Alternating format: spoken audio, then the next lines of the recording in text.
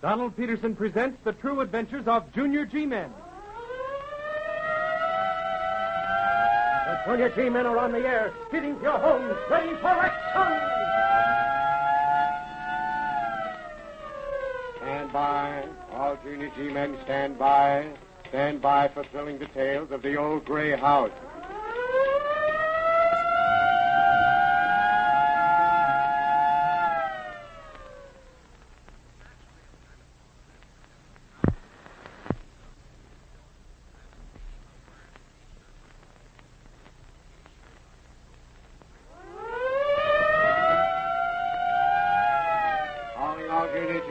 Calling all Junior G-Men. Stand by for report of Junior G-Man Jimmy Lee concerning The Old Gray House. report number 915 in 3 parts is given by Operator Jimmy Lee of Hamilton. Part 1. Well, fellas, to begin with, my dad's a doctor. And if it weren't for that, I just wouldn't be here tonight ready to give you this report. You see, it was really because of my dad that... But I'd better go back a bit and explain things just as they happened. Now, it was just a few weeks ago that, late one afternoon, my mother sent me after some groceries. So I beat it right around to Mr. Schiller's grocery store and found him busy with a customer. Naturally, I overheard their conversation, and while I was waiting... So, Mrs. Cromer, there's your butter. And now while you're here, there's a little something else, maybe? Nothing.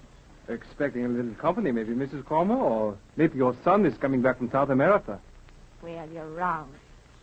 I ain't expecting no company. And my son ain't coming back from South America. I see such an order like this would feed 6 people for a whole week. Oh, look here, Mrs. Cromer.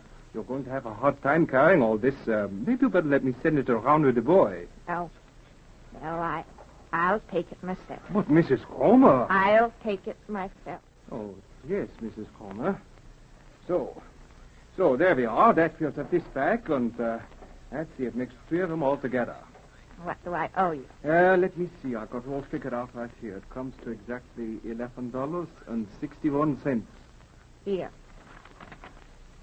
There. It's 10 of it now. I'll bring the rest in tomorrow. Oh, all right, Mrs. Cromer, whatever you say. Oh, but could I help you maybe with those bags? I ain't no cripple. I can manage it myself. There. Oh, go on ahead, Jimmy, if you please, and open the door for Mrs. Cromer. Sure thing, Mr. Schiller. I'll be glad to. Well, good day, Mrs. Cromer, and thank you. Forget it. Thanks for opening the door. Not at all. Yeah.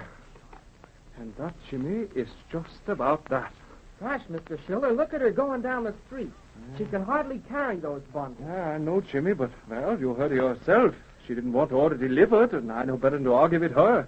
She's got a quick temper just like that boy of hers. Her son? Yeah, her son Larry, and he ain't nothing to be proud of. There was a bad boy for you, Jimmy. The first I ever met.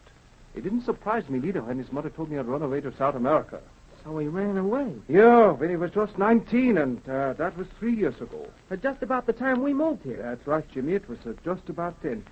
His mother ain't had an easy time of it neither. She's lived all alone in that old gray house across the railroad tracks, and from the looks of the place, she's just about managed to keep it going.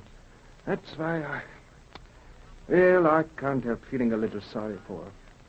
But we've forgotten all about that, Jimmy. Now, what did you want?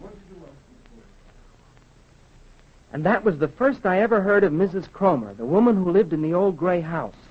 Well, during the following week, the papers were full of reports concerning a series of holdups in Culver, a town just west of Hamilton. It seemed that these robberies, all of them, had been pulled by the same gang of criminals, and that the police hadn't been able to get anything on them. Then one night, a couple of men entered a certain fruit store on Main Street in Culver. And as they did... All right, you two. Reach. Tony. Hey, what is this all about? Shut up and get your hands in the air. That's it. All right, Larry. In out that cash register. shouldn't run away. Hey, please, the boss. Don't take that money. I got 60 kids. Shut up or I'll drill you. But please, I want... Tony, please, don't say anything. He's going to kill you if you Please, Mama, don't you worry. This guy will kill nobody. He's just a yellow crook. Yeah, that's all. Why, you dirty mug. You shouldn't have done that, Duke. You shouldn't have done it. Shut up, Larry. Grab that dough. You kill my husband, my Tony. You kill him. I'm going to tell the cops. I'm going to tell Yeah? the cops. Well, that's what you think. Now tell the cops, why don't you? You finished him, Duke. You shouldn't have done it. Shut up. You give me a pain. You got the dough? Yeah, sure. Well, come on, then. Let's get out of here. Okay, Duke, okay. Let's leave it straight for the car.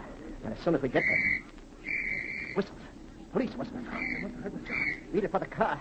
Make it snappy. There it is. Right there by the curb. That's a cop. Coming right around the corner. Stop! Stop or I'll shoot! Get in the car, Larry, and hurry. Stop! Stop! Let's see you cover and many of them. Oh, my shoulder, Duke. It clipped me. Forget it. Come on, step on it, Chick.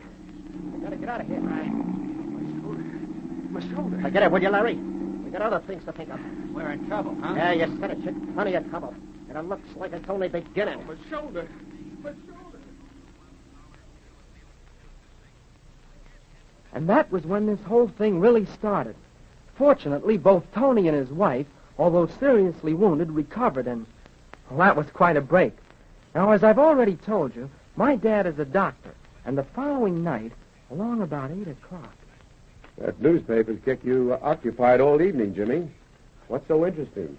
Oh, I've been reading about the holdup and shooting over in Culver last night. Good heavens, Jimmy. Didn't you read enough about that in the morning papers? Well, yes, I suppose I did, Mom, but... Well, I was just anxious to find out whether or not the police had made any headway, if they'd found any clues or... Well, have they, son? No, Dad, I'm afraid they haven't. But I thought they had the number of the license plates on the getaway car. Well, that's right, Mom. But the plates had been stolen from another car, and the owner of that car has already been questioned and cleared of all suspicion. Oh, I see. Well, I suppose that was to be expected. Yes, of course. Those crooks would never have used their own plates. I imagine they're just a little too smart for that. Well, maybe they are, Dad. But sooner or later they'll make a mistake, and that's when the police will grab them. After all, they've been pretty lucky, and that kind of luck can't last forever. Well, I certainly hope you're right, Jimmy. It's high time something happened to them at any rate. It certainly is. Miraculous, though, the way the owner of that fruit store and his wife pulled through. Yes, wasn't it? But look here, young man. Yes, Dad? You mentioned something about having to run into town, that there was something you had to get. Gosh, that's right, Dad. I almost forgot. I've got to get a filler for that loose-leaf binder of mine. You know, the one I use for my history assignment. Well, if that's the case, you better get started. First thing you know, the stores will be closed. Oh, excuse me. If you're going out, Jimmy, I wish you'd mail that letter I just finished. All right, Mom. I'll take care of that first thing. Hello? Yes, this is Dr. Lee. Will you repeat that name, please? Oh, yes, Cromer. Cromer? I see. Yes, of course, Mrs. Cromer. Just as soon as I possibly can. And your home address is?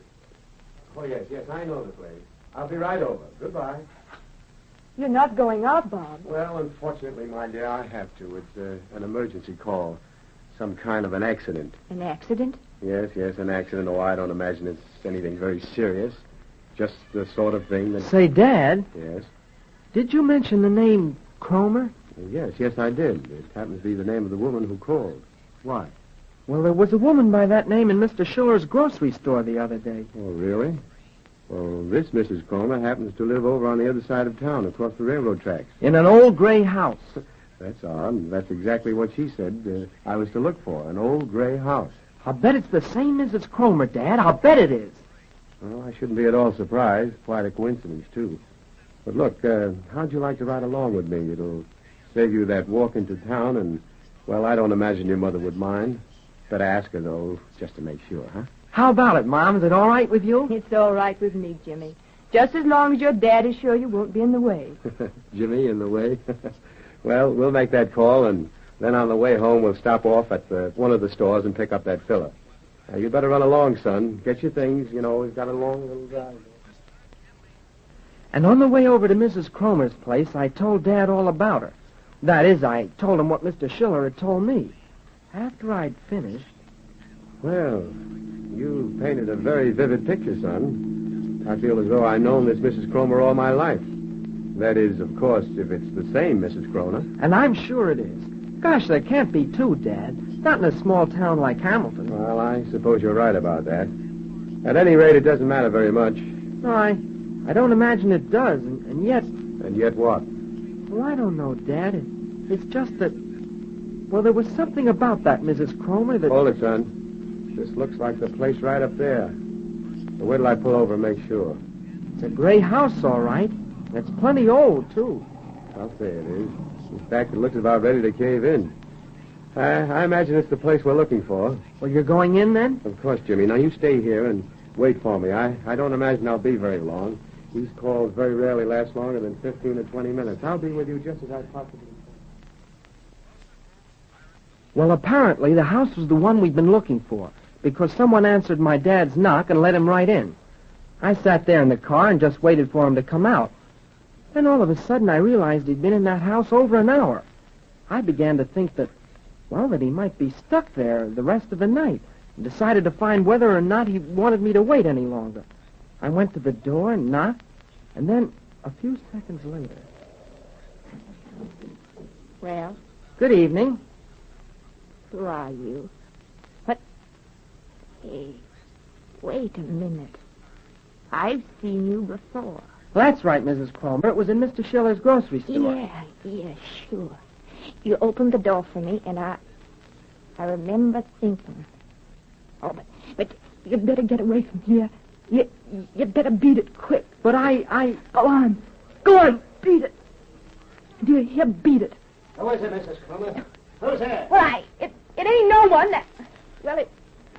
Oh, Yeah, that's the kid, huh? yeah, sure. Just a kid. You don't have to. What do you want, kid? What are you doing here?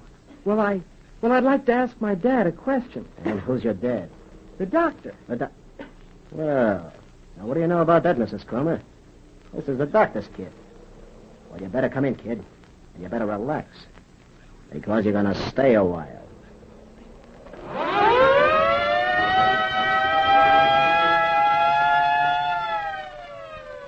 Stand by. All junior G-men, stand by. Stand by for thrilling details concerning the next broadcast.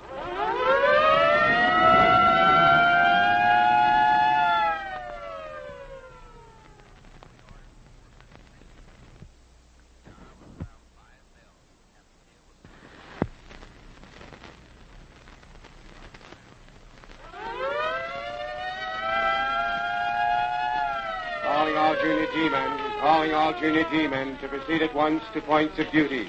Calling junior G-man 983 to report to Director Donald Peterson at the next meeting on this station to give detailed report concerning... The old gray house.